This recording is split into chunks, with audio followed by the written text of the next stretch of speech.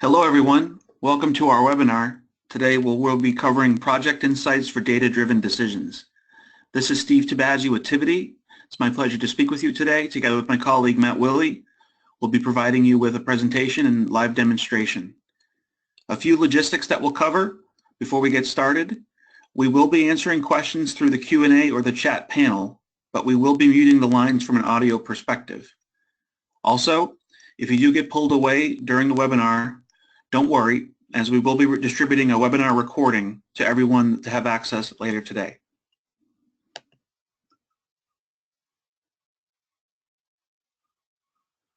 First, I'd like to set the framework on business intelligence within the modern organization and how it has evolved. The first two waves of business intelligence were geared more toward the technical user. The first wave being highly technical and highly expensive, complex systems that were available to IT, and they were required in order to provide that information to the business.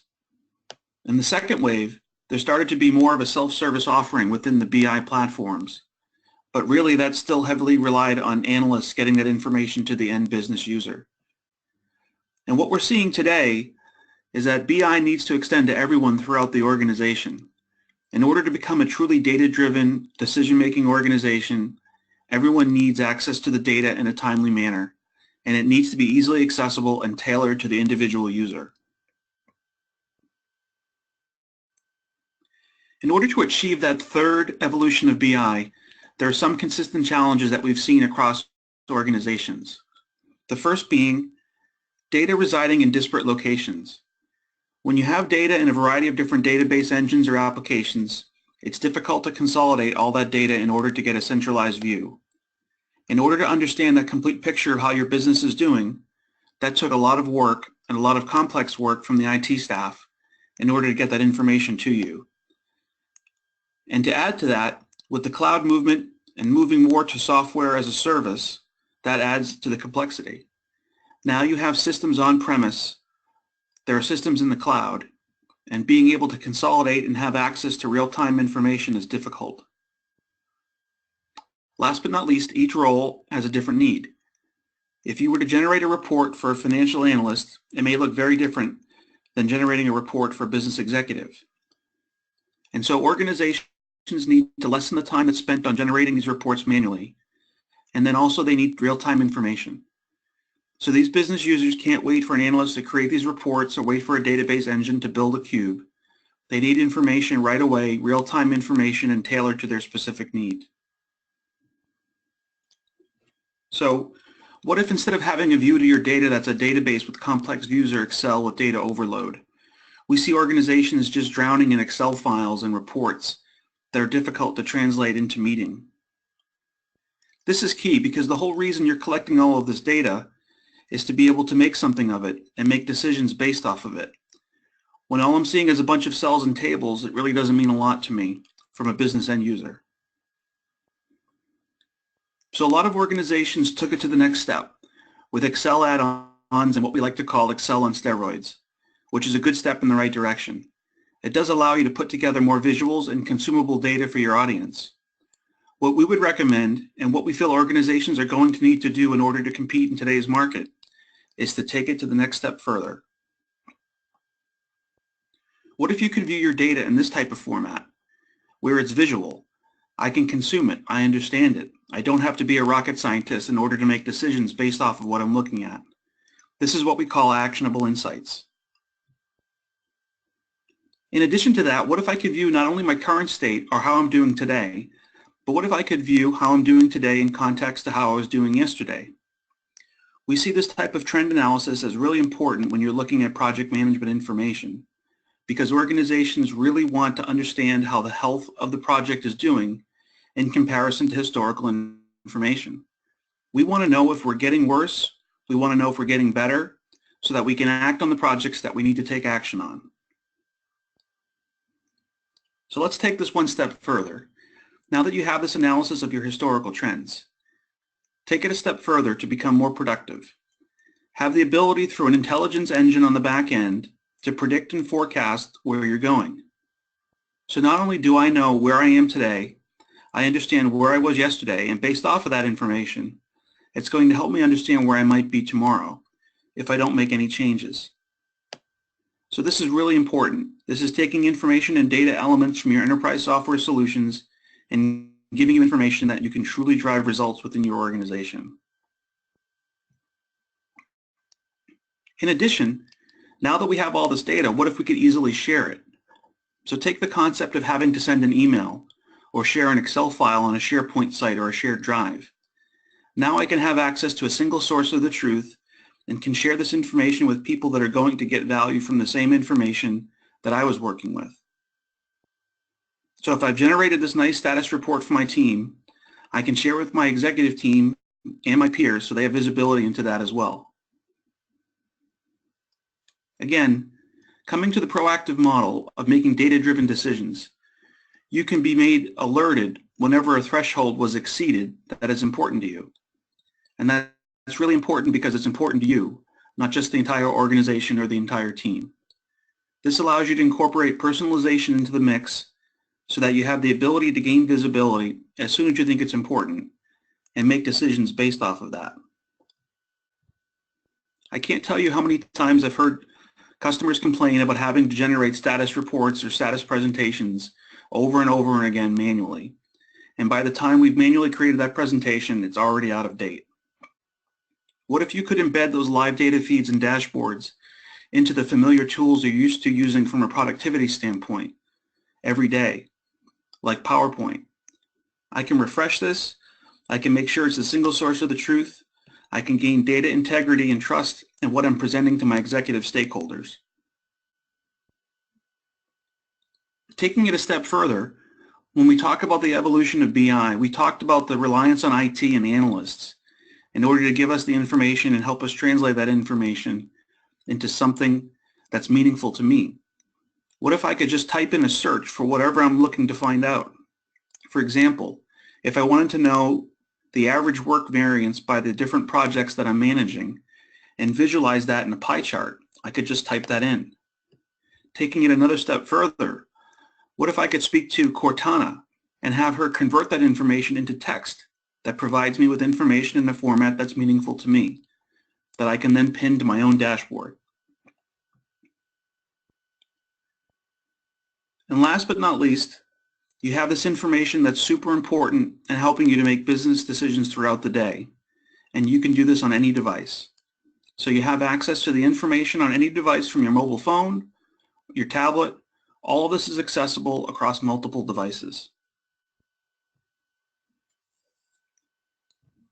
I want to make sure we share a few key aspects that we feel enable organizations to get to that level 3 evolution of business intelligence and really meeting the needs of today's modern workforce. First is stop thinking reports. People spend a lot of time building one report that's meeting the needs for one specific resource or one specific group of resources. That's valuable, yes, but now you have to create another report for another set of resources.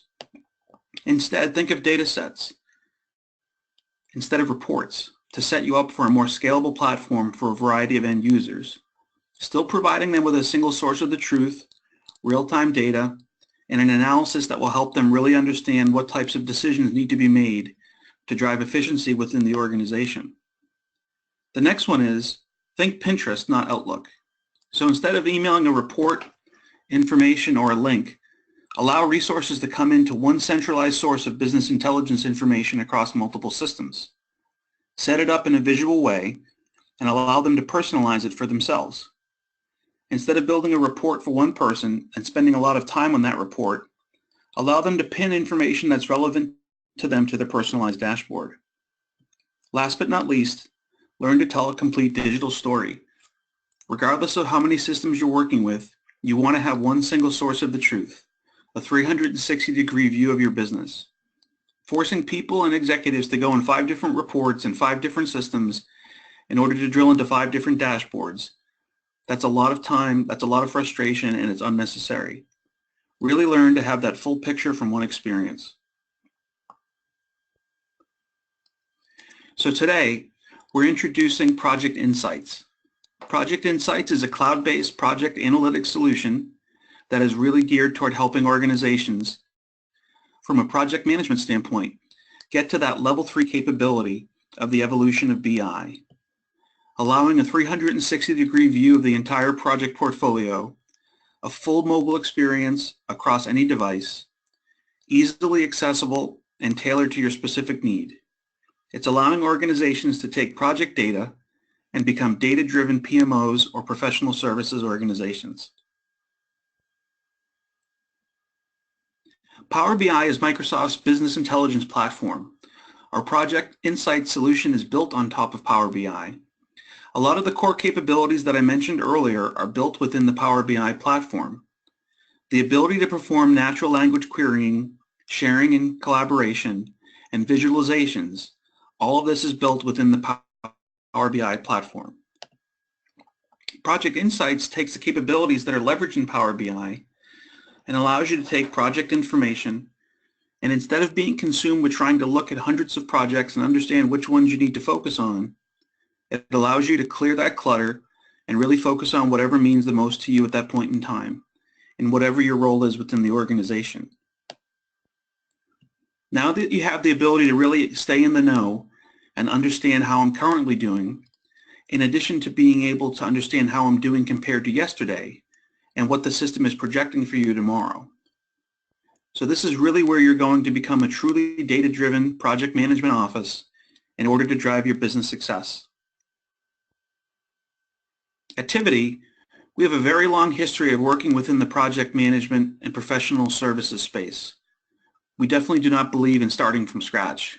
So what we've done as part of our Insight solution is incorporated experience from a best practices standpoint into our report pack.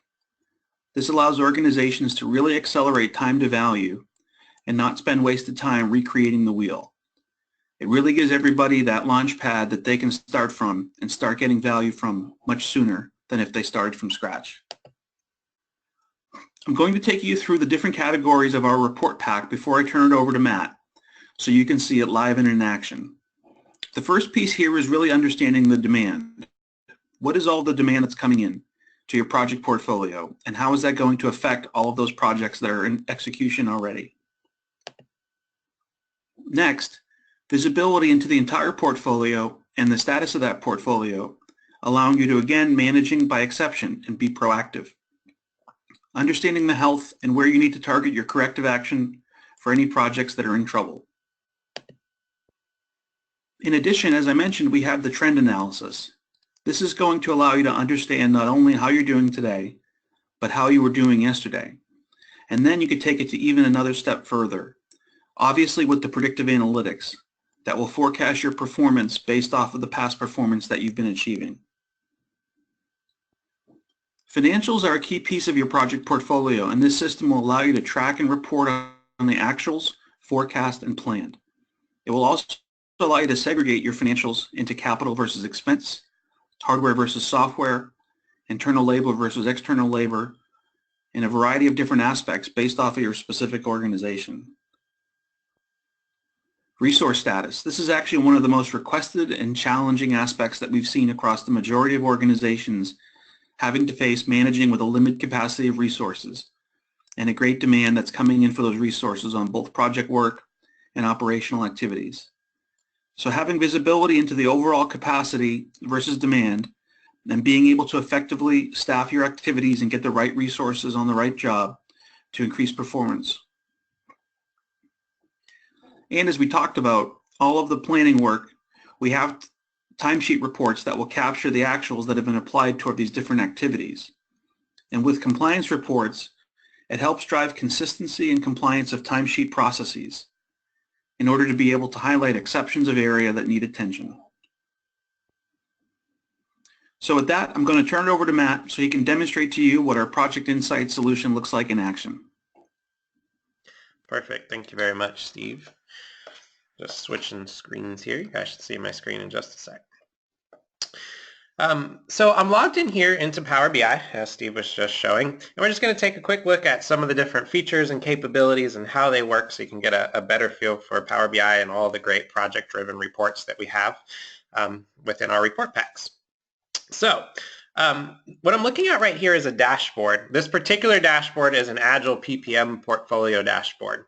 And so what I can do is on the left side, I see information that is very traditional waterfall types of visualizations, things like KPI gauges, portfolio costs, portfolio risk, ROI, so on and so forth, project status, etc., right? But over on the right, I can also bring in information like, say, Agile information if I have a bimodal portfolio. So I can bring in things like sprint burnups and bug trends and cumulative flow diagrams and so on and so forth. And the cool thing is, as Steve mentioned, we can have one dashboard that has all of the information, and we try to make it role-based. So if I'm a resource manager, this might be all focused on resource management information. If I'm a project manager, we might have things that are interesting to a project manager. If I'm an executive, so on and so forth, right? So we can have these role-based dashboards that pull data from a lot of different places, even possibly multiple different systems, and then put that all together in one place. The cool part, though, is from there, I can then click on any one of these different visuals and drill in and get more information.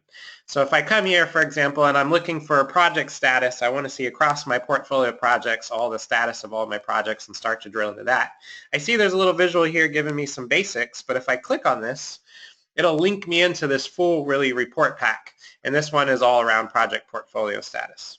So now I see, okay, 3 of my projects are at risk. 14 are over budget, 16 are behind schedule. We have some active risks and some overdue issues here. And we can start to use the filters over on the side to come in and filter this down and just look at the set of projects that I want to be able to see. So for example, maybe I just want to look at one of my portfolios, my cut cost portfolio. These are all my projects that we're doing to help reduce expenses, right? And I just want to focus in on those. Maybe I want to look for specific departments. I could use my filter to do that. I just want to see all of the projects that are my problem type projects where overall health is either red or yellow, my problem children basically, right? So I can come in, focus in on the group of projects that I want. So I'll do a little filtering over here and kind of chopping this up. And then across the bottom, I have these different tabs, which are going to allow me to drill into these different areas of status, right? So this is kind of an executive overview with some KPIs showing me how are we doing from an overall schedule, work, etc. status. But now I want to drill in, I'm really interested in schedule information specifically. So I can drill in. I'm looking at the same projects here. I'm just seeing more schedule-related information like duration variance. How far are we off from what we plan to do, right? If I go down the tabs here, we have Gantts, or you could think of this as a roadmap or a timeline type of a visual. We can get into cost information. I want to see budget versus actuals, what's remaining, so on and so forth for all these different projects. We can even see things like time-phased information, like costs over time. So this is showing me my budget versus my actual costs by quarter. And what's really cool is a lot, if not most of these visualizations are drill-in capable. So if I come here and I click on Q4, I can then drill in and see October, November, December. If I, track all the way down to the daily level, I can click on that and even go down to the daily level there.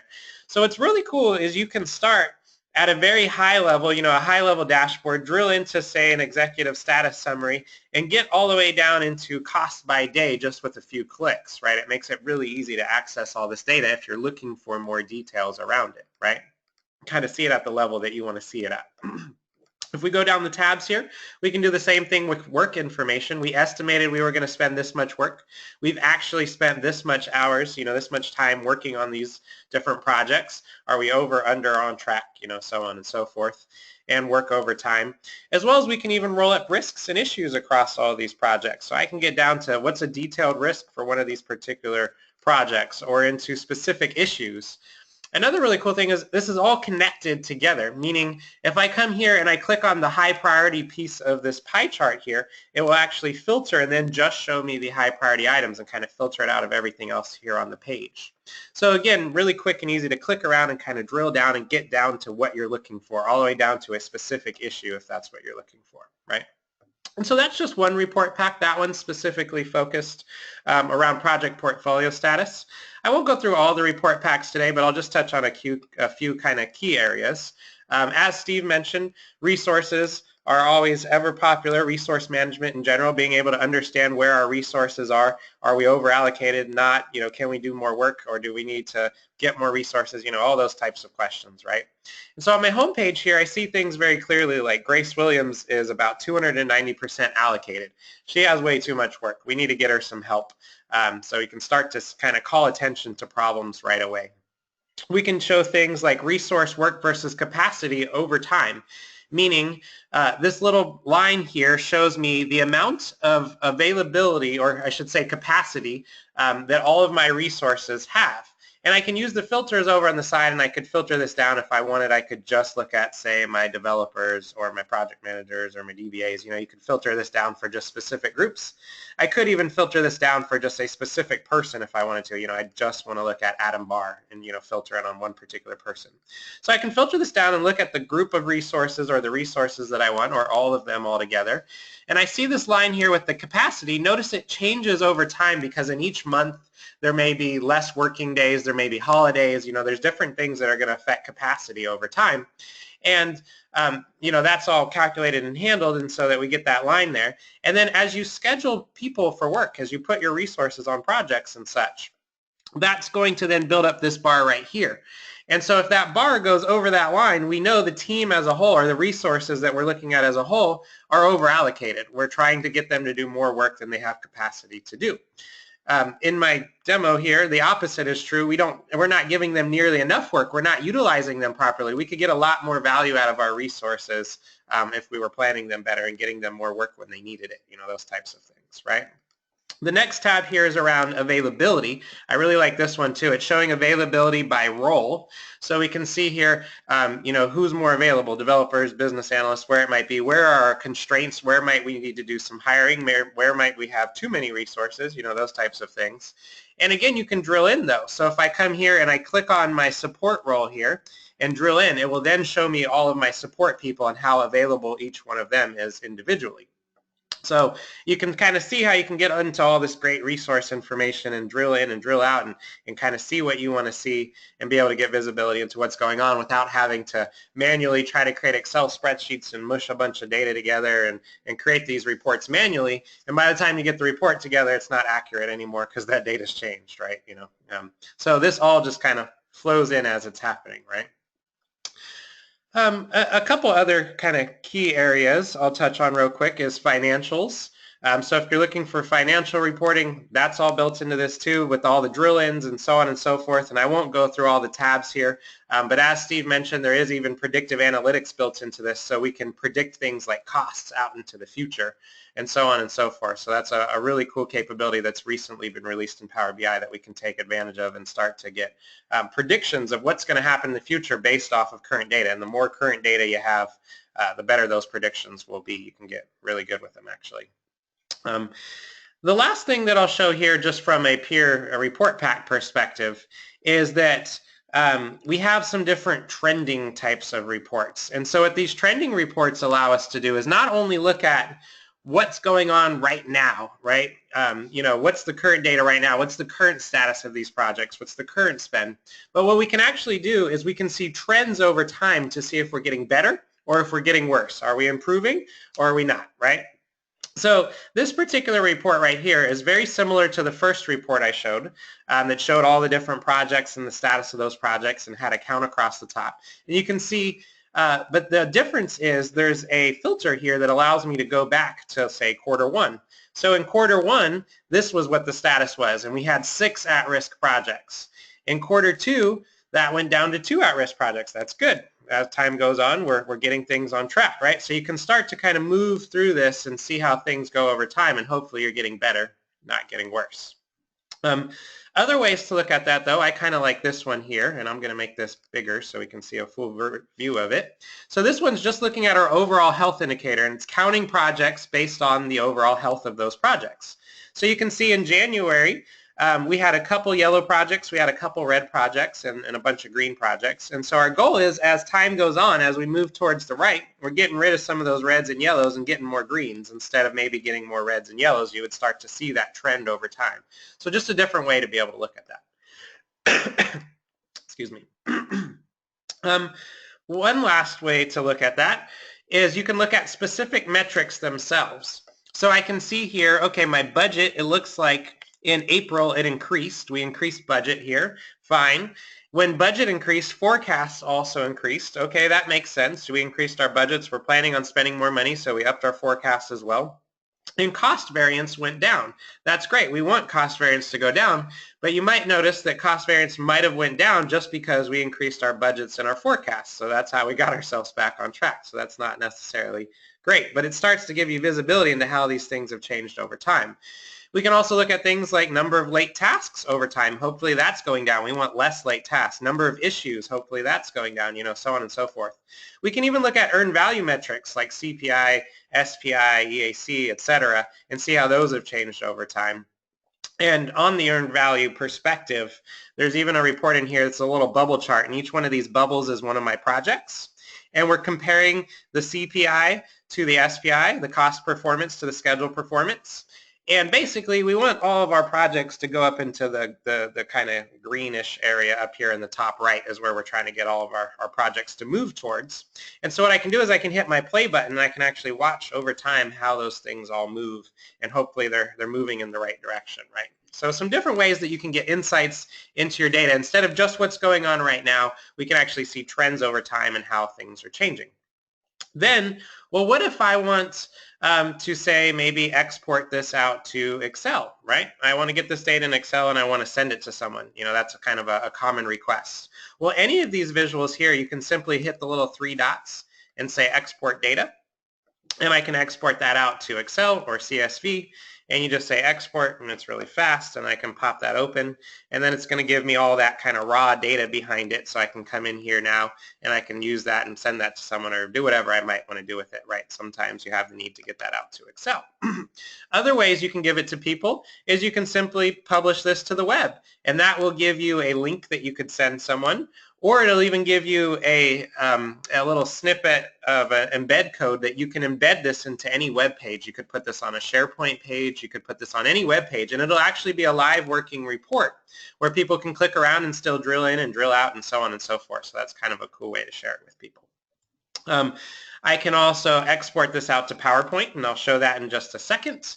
I could even subscribe to these reports. There's a subscribe feature now. If I hit that, then I can come here and I can say I want to get this report every day or every time the data changes or whatever it might be, and it'll send you an email with that particular report in it. Lots of cool ways to share and view these reports. On the PowerPoint front, let's take a quick look at that.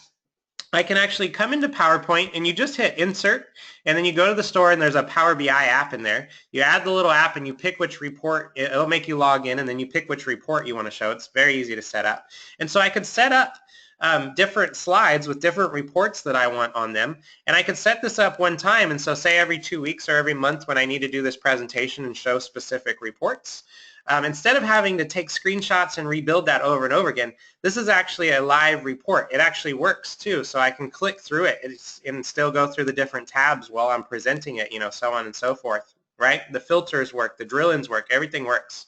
So I can get it the way I want it, and then in 2 weeks when I need to do this presentation again, all I have to do is hit my refresh button, and that will go and bring the latest data and pull that in, and so then my presentation's ready to go. I can go take in all these different reports that I want that I may have formatted in different ways and mix in other slides if I want to, and build out this presentation so I can do what I need to do. So it's kind of a cool way to do it as well. As well as if people have access to Power BI, they can just come in, and when they come in, they're going to see all the dashboards and reports that they have access to. So it's kind of a personalized experience. I won't see just everything. I'm only going to see the things that are valuable for me. So we kind of hide the noise and let people just get access to what they need, right? We talked a little bit about alerts during the presentation, but it's really simple and easy to set up those alerts. You simply come in here, and I can go into the settings. Well, there's a couple different ways that you can do it. I can go into settings and see any of my alerts that I already have set up in here. So I'll go into my alerts area. I have an alert for count of critical issues. So if there's more than a certain amount of critical issues, it'll send me an alert. And you can just simply add these and put in your little threshold and say save, and from that point on, it'll start sending you alerts on this data if any of these thresholds are broken. If a resource becomes over allocated, if a project goes into the red status, those types of things. You can start to set up all different types of alerts so to let you know when there's a problem, right? And then you can come in and take a look and see what's going on. A really cool feature, more of an ad hoc reporting feature, is the natural language query that Steve talked a little bit about. And so I can show some examples of that. Let's go into, say, our professional services dashboard here. And this dashboard is all focused on projects and sales and margins and so on and so forth, but really more for a professional services type scenario if you're a services type organization. But it'll still allow me to show the natural language query. So what I can do here is on any of these dashboards, all of the data is already here. I just need to be able to show that data in a meaningful way. And let's say I'm more of a business user. I'm not a technical guy. I'm not like a developer. I don't know how to write queries in SQL. I don't need to, right? This is going to allow me to get the data I need without having to be a super technical person, more of a business user, right? So I come in and I click here to say ask a question. And I'm going to just start typing something in, like I want to show, let's do gross margin. And I'm going to do it by, how about by customer, something like that. So I can simply come in here and I can type that in, and it's going to go and build out that report for me. And, oh, is it not building? What did they do here? Looks like my internet might be acting up a little slow right now. But basically you go and you type that in, and it even gives you examples, and then it will create that report based off of what you typed in. So you can then get that ad hoc report and then pin it back to one of these dashboards, and so you now have that report from that time on. Keeps it pretty simple and easy. If you're looking for some more advanced ways to build reports and to do more fancier reports, then there's a desktop designer that allows you to do that, as well as a web version where you can come in and you can click on, say, a data set here, and you can use the little editor here to drag and drop fields and pick your chart types and do conditional formatting and all that. So there's lots of different ways that you can kind of create ad hoc reports very easily without having to be the most technical user in the world, right? So hopefully with that, you can see how Power BI has lots of great capabilities built into it. And then we have the report pack so that you can get all of these project management related reports, resource management, financials, so on and so forth, right out of the box. You don't even have to go and build those. From there, you can tweak them, add other fields, maybe change groupings, change the way it drills in. You could build other reports if there are things specifically that you're looking for, and we even have trainings to teach you guys how to do that. And you can really get this really robust, rich BI experience where people can get all the information they need to make better decisions. So with that, I'm going to go ahead and turn it back on over to Steve. He has just a couple more slides for you and possibly a couple questions. So there you go, Steve.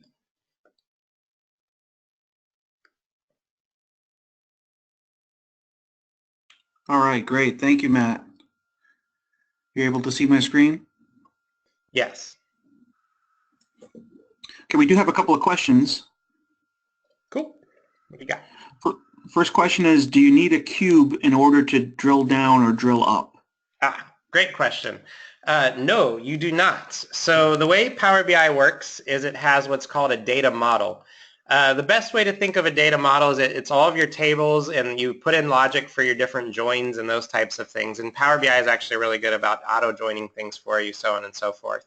And so you have this data model, and the best way to think about it is it's like a virtual cube. And what it does is when it pools the data, as things are changing, which can be, a nightly or hourly or real-time thing, as that data is being pulled in, it flows through that model and then gives you those drilling capabilities and all of the above. So you don't have to have it like build every night, and if you've worked with cubes before, they fail a lot and then you got to go mess with them and so on and so forth, and they take forever to build. It's not like that anymore. As the data is queried, it flows through that data model and then just shows up and lets you do what you need to do. So it's a lot nicer and easier than in the past, and you do not need a cube to do so. Cool. Great. Thank you, Matt. No problem. If there's any other questions, please go ahead and put those into the question panel, and we'll go ahead and we'll answer those before we wrap up.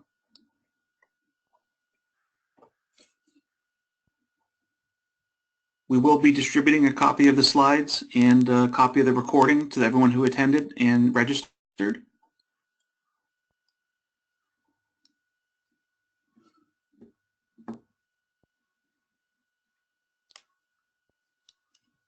Looks like that's all the questions, Matt. So thank you for joining us and attending today's webinar. I hope that you found it informational and educational. We do have much more information available on our website, including the ability to schedule one-on-one demonstrations for your organizations, or even to sign up for Project Online trial instances if you're not already using Microsoft Project Online. Just simply visit www.tivity.com, and you can contact us anytime, day or night, through the website. Matt, I'd like to thank you very much for giving the demonstration here today, and we look forward to seeing everyone on a future Tivity webcast.